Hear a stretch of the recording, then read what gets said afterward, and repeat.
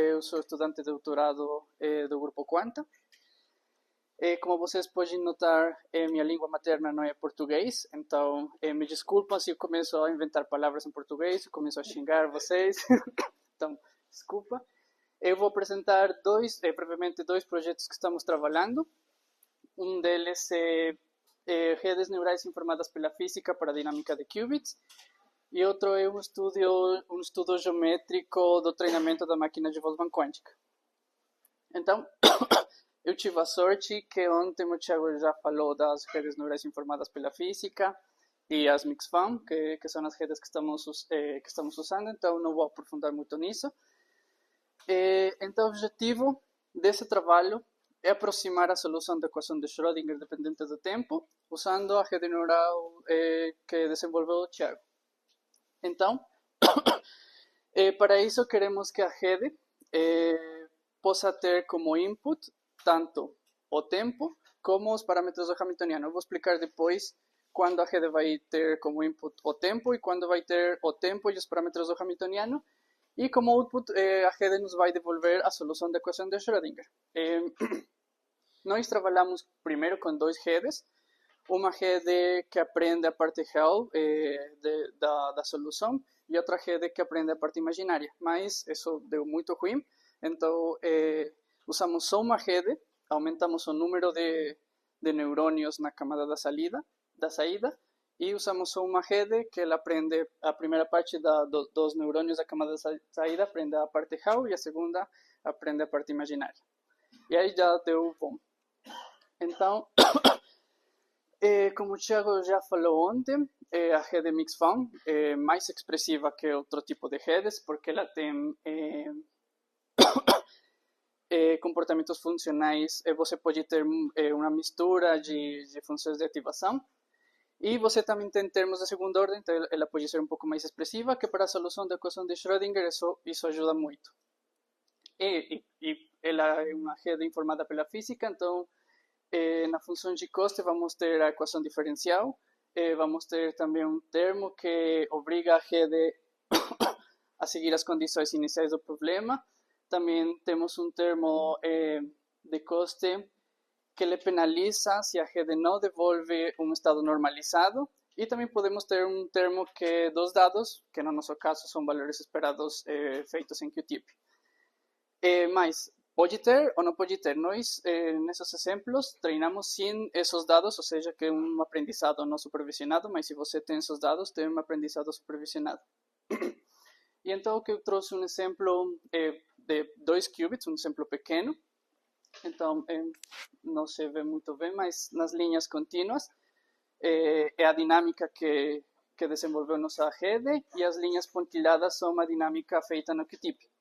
O domínio de treinamento foi entre 0 a 8, então vemos que a rede vai ter muito bom com a dinâmica feita em QTIP, e também ela pode generalizar muito bem para tempos que a rede nunca viu. Mas esse é um exemplo muito pequeno. Aqui a rede, como só treinamos para ver a dinâmica de um só Hamiltoniano, então a rede só tem como input o tempo. Então temos, eu não lembro bem, mas acho que eram 2000 pontos de tempo entre 0 e 8. E então, mas também queremos aprender muitos Hamiltonianos. Então a rede, nesse caso, vai ter como input tanto o tempo, como os termos, os parâmetros do Hamiltoniano. Então aqui um exemplo que estamos trabalhando, que é um exemplo muito pequeno para um qubit só. Então temos um Hamiltoniano, está funcionando um Hamiltoniano o mais geral para um qubit só. E bom, o tempo também foram acho que 2000 pontos de treinamento entre 0 e 2. E os parâmetros do Hamiltoniano escolhemos para ele ser entre -1 e 1. Então, fx ele vai entre -1 e 1, fy também entre -1 e 1, fc também entre -1 e 1. Então, em total, estamos treinando para 729 Hamiltonianos, porque estamos fazendo combinações de todos esses valores. E, como ven, a rede no domínio de treinamento, entre 0 e 2, ela bate muito bem também com QTIP. E, fora do domínio de treinamento, ela também bate muito bem com QTIP. Mas aqui eu apresentei nossas gráficas que ficaram muito bonitinhas, mas eles não são muito interessantes porque são de 1 qubit e 2 qubits só. Estamos tentando solucionar ese problema de escalamiento porque esas redes están funcionando, por ejemplo, esa rede para aprender muchos hamiltonianos está funcionando muy bien para 1 qubit só. Para 2 qubits ya da muy ruim. Entonces tenemos ese problema de escalamiento. Y esa de aquí, para aprender un hamiltoniano, llegamos hasta 3 qubits que él aprende muy bien tanto no dominio de entrenamiento cuanto general. Mas já para 4 qubits aprende muito bem no domínio de treinamento, mas já para generalizar, estraga tudo. Então, agora estamos trabalhando nesse problema de escalamento para fazer tudo isso para mais qubits. Bom, isso agora é o trabalho de estudo geométrico no treinamento da máquina de Boltzmann. Então, primeiro, uma máquina de Boltzmann é descrita por um estado térmico, asociado a un hamiltoniano de tipo Ising con un campo transversal. Y ese hamiltoniano parametrizado por unos parámetros que van a ser aprendidos, que son los J, os acoplamentos, o campos no ICC y los campos transversais. Esos son básicamente una analogía que son los parámetros da rede neural. Os acoplamentos, análogamente, son a matriz de pesos da rede neural y los campos externos son esos vallas que falan en rede neural. E então, o objetivo de treinamento é aproximar a matriz de densidade, esse estado térmico de nosso modelo, a uma matriz de densidade empírica, que é a matriz de densidade dos dados que nós queremos aprender. Então, basicamente, esse modelo é um modelo, eu lembrei a palavra em português, de generativo, um modelo generativo.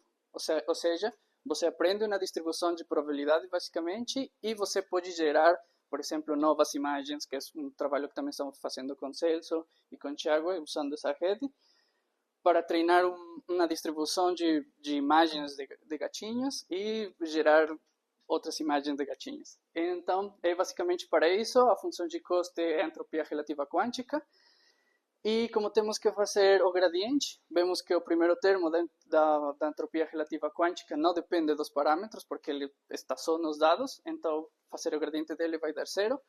Então, minimizar a entropia relativa quântica é basicamente o mesmo que minimizar a entropia cruzada quântica, que ela vai depender do valor esperado da energia nos dados e da função de partição.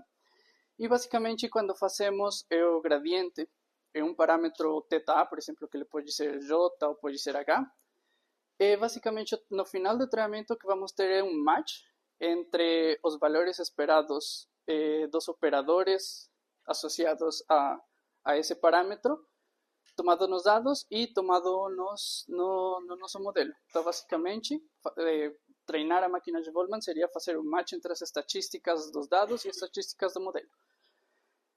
E, bom, para estudar geometricamente o aprendizado dessa máquina de Boltzmann, nós não consideramos nosso modelo como um modelo isolado.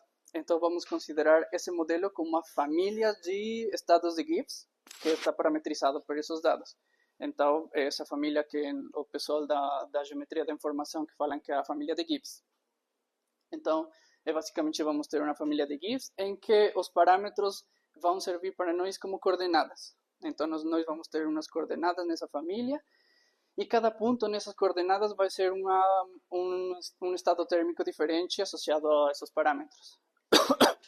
E então, como vemos que no treinamento da máquina de Boltzmann deslocamos um pouquinho os parâmetros, ao deslocar um pouquinho esses parâmetros, estamos deslocando um pouquinho também, estamos modificando um pouquinho também a nosso estado térmico. Então, basicamente, o que queremos aqui em tudo isso é encontrar uma noção de distância entre esses estados térmicos quando estamos deslocando os parâmetros.